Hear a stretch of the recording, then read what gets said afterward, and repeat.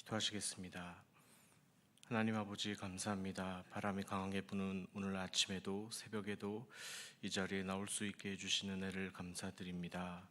하나님 오늘도 말씀 가운데 성령 안에 거하게 하시고 또 하나님이 주시는 오늘 하루의 시간을 주님을 위해 값지게 사용하게 도와주옵소서.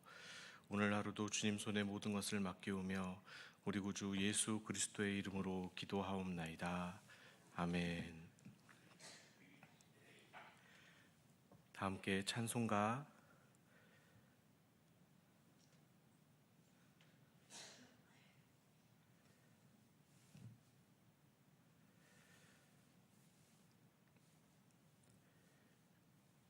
찬송가 374장 함께 부르겠습니다. 찬송가 374장입니다.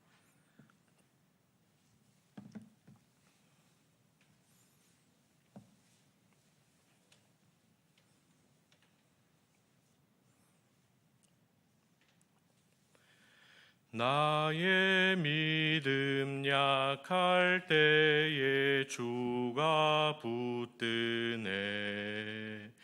마귀 나를 꾀일 때에 주가 붙드네. 나를 붙드네. 나를 붙드네. 사랑하는 나의 주 나를 붙드네. 우리 구주 아니면 서지 못하네. 나의 사랑 식을 때 주가 붙드네. 나를 붙드네. 나를 붙드네. 사랑하는 나의 주 나를 붙드네. 나를 귀히 보시고 항상 붙드네.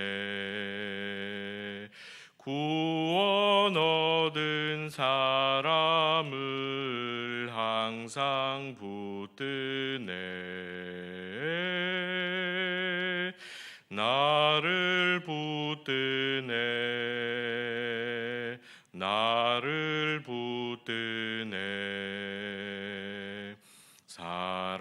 사랑하는 나의 주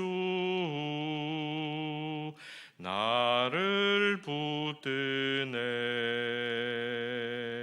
나의 영혼 약할 때에 주가 붙드네. 피를 흘려 샀으니 주가 붙드네.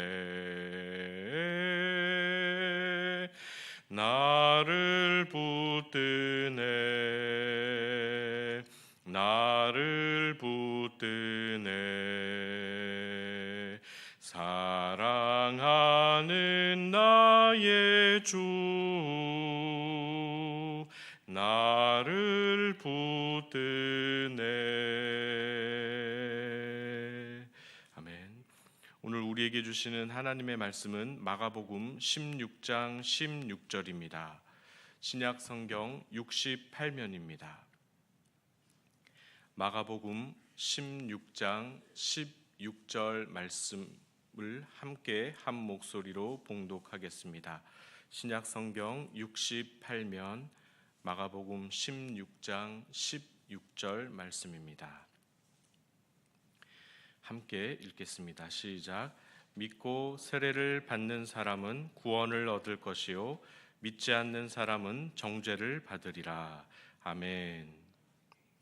복음서의 기록들을 읽어보면 부활 후 예수님이 하신 일들의 공통점이 있습니다. 첫 번째는 제자 공동체의 믿음입니다. 부활은 사건이고 실제이며 눈앞에 나타나 보이셨으니 보고 믿으라는 것입니다. 승천까지 약 40일을 그렇게 사용하셨습니다. 영향력 있는 빌라도나 헤롯을 설득하러 다니지 않으시고 세상 사람들에게 많이 나타나 보이신 것이 아니라 제자들만 찾아다니셨습니다. 왜 그러셨을까요? 예수님의 죽음에 대한 충격이 너무 컸기 때문입니다.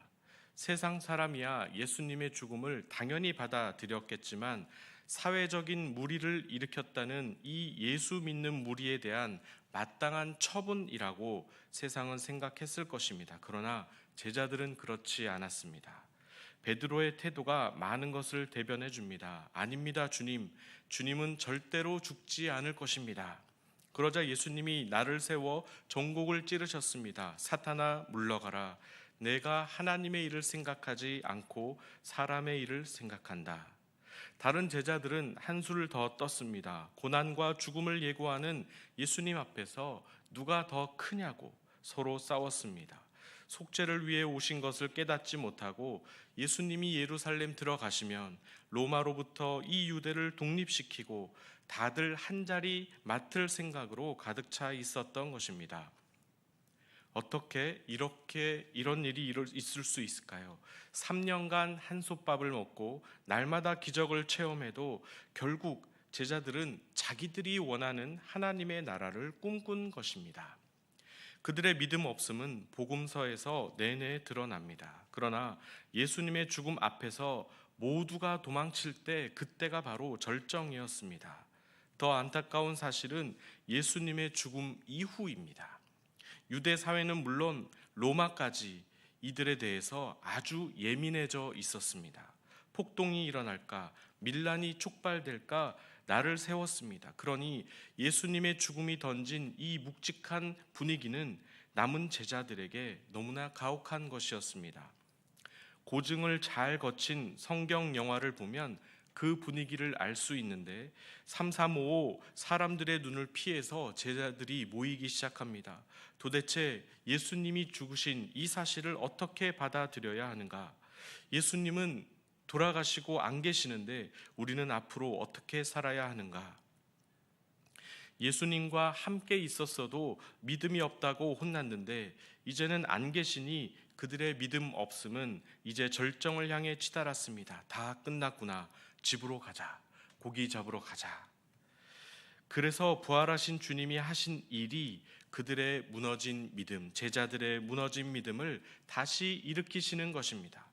이 세상 처우에 압도된 이 제자들은 공포에 떨고 있었습니다. 언제 제자들을 신고할지 몰랐습니다.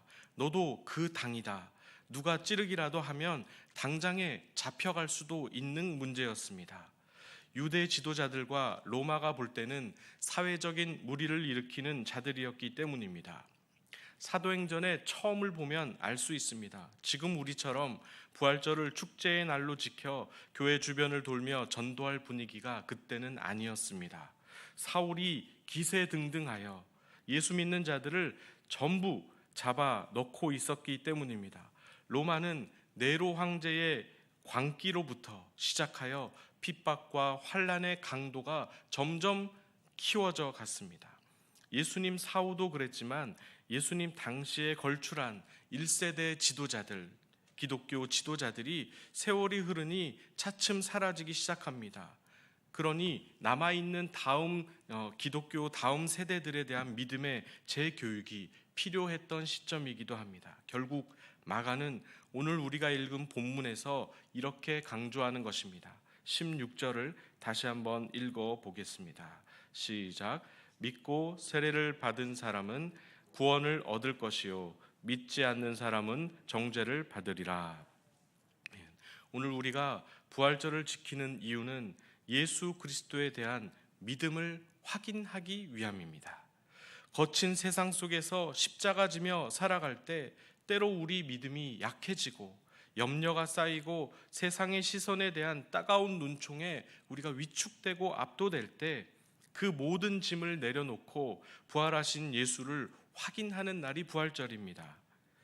예수가 다시 사셨으니 오늘 우리가 겪은 모든 불의와 고난은 그 생명의 역사 앞에서 결국 무력해질 것이다. 이 사실을 확인하는 날이 부활절입니다. 코로나로 잃어버린 믿음, 코로나로 급변하는 이 세상, 코로나로 달라진 교회의 문화들, 이 모든 조건 속에서 우리가 다시 발견해야 할 것은 부활하셔서 오늘도 우리 가운데 살아계시는 예수 그리스도께 대한 믿음입니다. 부활 후 예수님이 하신 일의 공통점 두 번째는 제자 공동체에 사명을 주기 위한 것이었습니다. 오늘 본문 17절에서 20절을 함께 읽어보겠습니다. 17절, 18절, 20절입니다. 시작. 믿는 자들에게는 이런 표적이 따르리니 곧 그들이 내 이름으로 귀신을 쫓아내며 새 방언을 말하며 뱀을 집어 올리며 무슨 독을 마실지라도 해를 받지 아니하며 병든 사람에게 손을 얹은즉 나으리라 하시더라. 20절입니다. 제자들이 나가 두루 전파할세 주께서 함께 역사하사 그 따르는 표적으로 말씀을 확실히 증언하시니라. 아멘. 16절에서 믿음을 요구하신 예수님은 믿음을 회복한 제자들에게 어떤 변화가 일어날지 미리 얘기하셨습니다. 예수님의 이름으로 귀신을 쫓아내며 새 방언을 말하며 뱀을 집어 올리며 무슨 독을 마실지라도 해를 받지 아니하며 병든 사람에게 손을 얹은즉 낫는다고 말씀하셨습니다. 이 말씀은 초대교회 시대까지만 유효한 것일까요? 어디 사이비 교주가 던지는 거짓말일까요? 아닙니다. 저는 이 말씀이 오늘날까지 유효한 예수님의 말씀이라고 생각합니다. 단 믿는 자들에게 이런 표적이 따른다고 믿습니다. 놀라운 일들이 일어납니다. 그렇다고 저는 기적을 추구하는 그런 신비주의 성향의 목회자는 아닙니다. 그런 일은, 이러한 표적은 오늘날 당연히 일어날 수 있다고 믿습니다. 그러나 이런 표적은 그 자체로서 목적이 있는 것이 아닙니다. 20절에 분명히 적시되어 있습니다. 20절 함께 읽어보겠습니다. 시작. 제자들이 두루 나가 전파할세 주께서 함께 역사하사 그 따르는 표적으로 말씀을 확실히 증언하시니라. 아멘. 이러한 표적은 하나님의 말씀을 확실히 증언하기 위하여 존재하는 것입니다. 하나님은 기적을 나타내실 때 하나님의 말씀이 능력 있게 선포되고 증거되기 위해서 제자들이 두루 나가 부활의 복음을 전할 때 권위를 주시고 힘을 실어 주신 것입니다. 복음 전하는 입술을 하나님이 얼마나 귀하게 보시는지요. 그러나 말로만 전하고 행실과 삶에서 그것을 뒷받침하지 못하면 하나님만 못한 것입니다. 오히려 방해가 되는 것입니다. 오늘날 기독교가 힘을 많이 잃었습니다. 사회적인 인식은 더 차가워졌습니다. 표적이 따르지 않기 때문이고 표적 자체를 추구하기 때문이고 표적을 이용하기 때문입니다. 그러니 도리어 역효과만 나왔습니다. 우리는 하나님의 말씀의 순수성을 다시 회복해야 합니다. 예수님의 부활, 그 부활 예수가 오늘 나와 함께 하신다는 것을 말로도 전파하고 동시에 행동과 삶으로 그것을 증언할 수 있다면 말씀을 확실히 증언하기 위해 이러한 표적이 반드시 따르게 될 것이라 저는 믿습니다. 그렇다면 얼마나 강력한 복음 전도의 역사가 일어날까요? 우리가 이 복음, 예수가 다시 사셨다는 복음에 대한 진지한 이러한 태도만 가진다면 이 말씀을 증언하시기 위해서 하나님이 얼마나 열심히 일하실지 상상이 됩니다. 말씀을 맺겠습니다. 부활 이후 우리의 삶을 돌아봅니다. 첫 번째는 예수님은 부활 이후 제자들의 믿음에 관심이 있었습니다. 다 무너져 있었기 때문입니다. 현실 앞에서, 환경 앞에서 무기력해진 그들의 믿음을 다시 회복하기 원하셨습니다. 그래서 예수님이 친히 못 박힌 손과 발을 보여주시면서 이렇게 말씀하십니다. 보지 않고 믿는 자는 복되도다. 두 번째는 믿음 잃은 제자들에게 다시 사명 주시기를 기뻐하셨습니다. 믿음 얘기를 하신 후에 반드시 이렇게 이어집니다. 너희는 온 천하에 다니며 만민에게 복음을 전파하라. 이 두 가지는 예수님이 부활하신 후 승천하시기 전까지 이 땅에서 하신 일들의 요약입니다. 오늘 이러한 역사가 성도님들의 마음에 다시 불타오르기를 원합니다. 오늘 하루의 삶에서 온전히 회복되시기를 예수님의 이름으로 축복합니다. 기도하겠습니다. 주님, 우리가 먼저 하나님의 말씀을 온전히 믿는 자들 되게 하옵소서. 내가 부활의 주님을 신뢰하지 못하고 말씀을 확신하지 못하는데 어떻게 증거할 수 있겠습니까? 내가 세상 일로 염려하고 두려워하는데 어찌 도움이 필요한 자들에게 나아질 것이라고 기도하면 응답해 주실 것이라고 권면할 수 있겠습니까? 주님, 우리의 믿음 없음을 용서하여 주옵소서. 우리의 연약함을 온전하게 하여 주옵소서. 성령으로 채워 주시옵소서. 온전한 믿음을 주옵소서. 그리하여 환경의 지배를 받지 않고 우리도 나아가서 복음을 전하고 현실을 극복하는 선교적인 삶을 이어가도록 역사하여 주시옵소서. 오늘도 주님이 우리 안에서 살고 싶어 하시는 그 부활의 삶, 능력의 삶, 증인의 삶을 우리도 살게 하여 주시옵소서. 이 모든 간구를 우리 구주 예수님의 이름으로 기도하옵나이다. 아멘. 하늘에 계신 우리 아버지, 아버지의 이름을 거룩하게 하시며 아버지의 나라가 오게 하시며 아버지의 뜻이 하늘에서와 같이 땅에서도 이루어지게 하소서. 오늘 우리에게 일용할 양식을 주시고 우리가 우리에게 잘못한 사람을 용서하여 준 것 같이 우리 죄를 용서하여 주시고 우리를 시험에 빠지지 않게 하시고 악에서 구하소서. 나라와 권능과 영광이 영원히 아버지의 것입니다. 아멘. 함께 기도하시고 자유롭게 돌아가시겠습니다.